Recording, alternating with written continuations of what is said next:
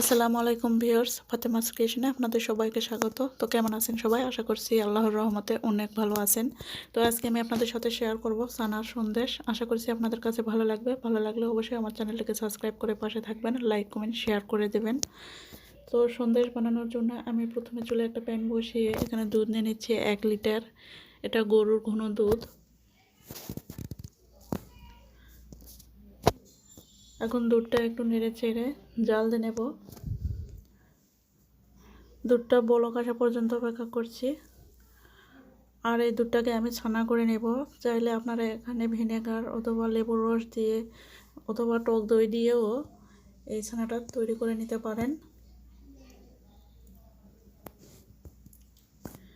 1 চামচ লেবুর রস অথবা 1 চামচ ভিনেগার দিলে এটা ছানা তৈরি হয়ে যাবে। আর এই দুধটা কিন্তু জাল দিয়ে ঘন করার কোনো দরকার নেই,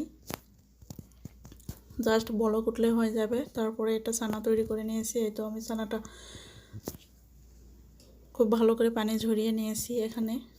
এখন হাত দিয়ে ছানার দলাটা এভাবে হাতে ভেঙে নিচ্ছি।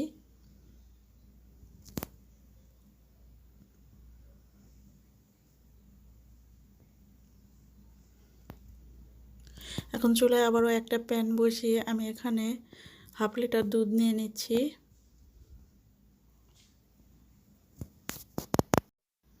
এখন এখানে 2টা মুখ ফেটে এলাচ দিয়ে দিলাম। চাইলে এলাচের গুঁড়োও ব্যবহার করতে পারেন। তো এলাচটা দিলে খুব সুন্দর একটা ফ্লেভার আসবে। তো এখন এই দুধটাকে জাল দিয়ে আমি ঘন করে নেব। তাই অনবরত এভাবে নাড়তে নাড়তে আমি দুধটা ঘন করে নেব। দেখতে পাচ্ছেন দুধটা কিন্তু কোনো একটা ঘন হয়ে এসেছে। আর এলাচগুলো আমি তুলে ফেলে দিলাম। তো এই পর্যায়ে আমি ছানাগুলো দিয়ে দিলাম। ছানা দিয়ে খুব ভালো করে এভাবে নাড়াচাড়া করে নিতে হবে যেন দলা পেকে না থাকে। এখন এখানে দিয়ে দিচ্ছি কনডেন্স মিল্ক 3 টেবিল চামচের মতো। আর এই কনডেন্স মিল্ক কিন্তু আমার বাড়িতেই বানানো। এটার ভিডিও আমার চ্যানেলে দেওয়া আছে, দেখে নেবেন। এখন আবারও নেড়ে চেড়ে নিচ্ছি। 1 চা চামচ দিয়ে দিচ্ছি ঘি। ঘিটা দিলে খুব সুন্দর একটা ফ্লেভার আসবে আর সন্দেশও সফট থাকবে। তো ঘি দিয়ে দেওয়ার পরে কিন্তু এখানে দিয়ে দিচ্ছি 2 টেবিল চামচের মতো চিনি। এখন এটা অনবরত নাড়তে থাকবো। এভাবে নাড়তে নাড়তে কিন্তু এটা শুকিয়ে আসবে। আর ছানাগুলো কিন্তু খুব সুন্দর সফট হয়েছে, দেখতে পাচ্ছেন। আর প্যানের গায়ে লেগে নেই, তার মানে ছানাগুলো হয়ে গেছে। এখন আমি যে পাত্রে ঢেলে নেব সেই পাত্রে ঘি ব্রাশ করে নিয়েছি আগে থেকেই। তো সবগুলো ছানা আমি ঢেলে নিলাম।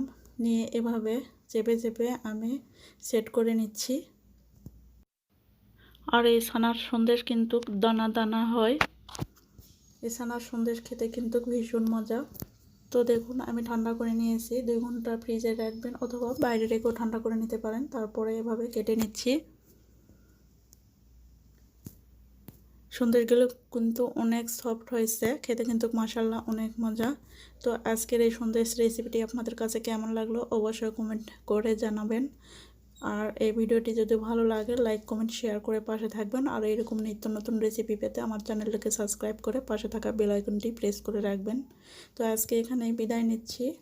দেখা হবে আগামী পর্বে অন্য কোনো রেসিপি নিয়ে। সুস্থ থাকবেন, ভালো থাকবেন। আল্লাহ হাফেজ।